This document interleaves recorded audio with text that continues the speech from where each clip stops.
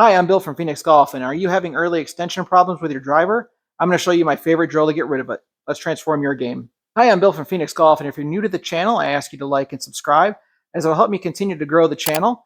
I produce videos with golf tips, golf drills, pretty much anything that I'm thinking about or seeing people do that I think could help other players get better. I've been golfing for 25 plus years and usually shoot in the mid 70s, and I've learned a lot, and I'm just trying to share some information. So I think you'd find this channel really useful if you're a golfer, especially if you're a beginner golfer. So early extension, I've talked in a few videos about what that is, but let me go over it really quickly, and then I'll show you my favorite drill. So early extension, there's a couple reasons why you can early extend, but basically the biggest kind of key point is as you're coming down to impact, your right foot stands up and your body stands up, and you're almost like jumping away from the golf ball. That is early extending. So you're like basically your body is trying to do something to help you hit the golf ball, because usually early extension isn't the problem. It's kind of the symptoms of what the problem is. So you're early extending because probably most people, as they're getting into impact, they're flipping. And so if you're flipping, your body needs a little bit more room, because if you don't, you're going to hit the ground. So what it does is it stands up so you can get through and not hit the ground. So basically, if I was coming in flipping, I would hit the ground way back here, and your body's like, well, if we stand up, I can go ahead and hit the ball. So that's one reason why. The second reason why you might be early extending is if your face is wide open. So for instance, if I take the club back and I roll this face open and I go straight to the ball like I'm supposed to and don't early extend, that face is 10 degrees open. That ball is going to go 50 yards to the right. So 50 miles, that would be funny, but 50 yards. Okay. So what your body does is, because that face is open, your hips have to stall, and by standing up, it's going to stall your hips, and it's going to square up that face when I'm flipping. So it's going to help me get a better shot.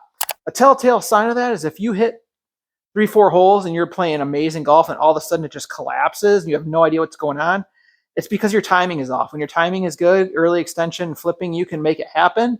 Play pretty good golf, but that timing is going to get off as you get tired or you lose focus or just anything. So again, what I would check is make sure that with the driver, especially, you can use Martin Hall's 3-2-1 rule. So take your grip with your left hand, you should see 3 knuckles, okay? As you go back to the top, you should see 2 knuckles, and at impact, you should see 1 knuckle. So he talks about that to help you get to make sure that face is in the proper position. So if you think you're having a problem with early extension, I would almost go to the top and then imagine like a Dustin Johnson or something, where you like really close that face and practice going through and see if your body stands up. Because if it's standing up, then it's something else. But if it's letting you go through, it's just because your face was too open. So work on getting a closed club face. That will help with early extension. So the other thing that can cause early extension is, for me, an overactive trail side. So if you get that trail side too far ahead and you get stuck, you're going to have to slow down those hips so your leg will stand up and you'll start flipping at the golf ball. So those are a couple of things that I would definitely look out for, but definitely, look at your grip. And if your face is closed or open, that's going to cause you to stand up.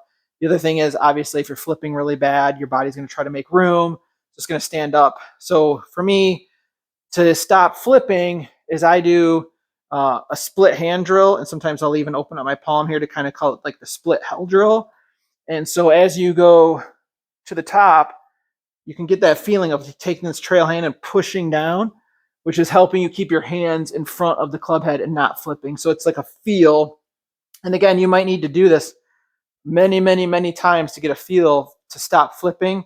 But to get that skipping a stone feeling, if you were skipping a stone, you wouldn't jump backwards and stand up. You would stay down and you would drive your right elbow and hand towards the target. You wouldn't stand up. So that's the kind of the feeling you're going for. So my favorite drill for early extension is basically, again, check your club face, but is to keep this right heel down during the swing. And I guarantee if you do that and you start hitting it in the face, solid in the middle of the face of the club, you know you probably have an early extension. So what I like to do, take a lob wedge, pitching wedge, something like that, place it on the inside of your left or inside of your trail foot. And what we want to do here, I'm going to push this ball out of the way because I don't want to worry about it right now.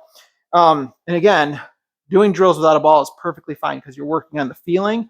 You're not focused on hitting a golf ball. So what we want to do here is after we swing and get through impact, that's when we want to hear this club hit the ground. We don't want it to hit the ground before, meaning we are going like this and standing up. We want it to happen right after impact. So let me show you real quick. Let me make sure you got this correct. So if the ball is right here, get to the top, and then you hear it drop. So that is my favorite drill to do. Again, I'll show you. Top, impact, then you hear that club come down.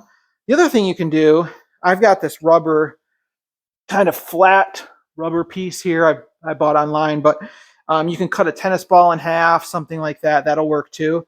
So take your setup and place this on the same spot as you would with that club. Now you're not going to get the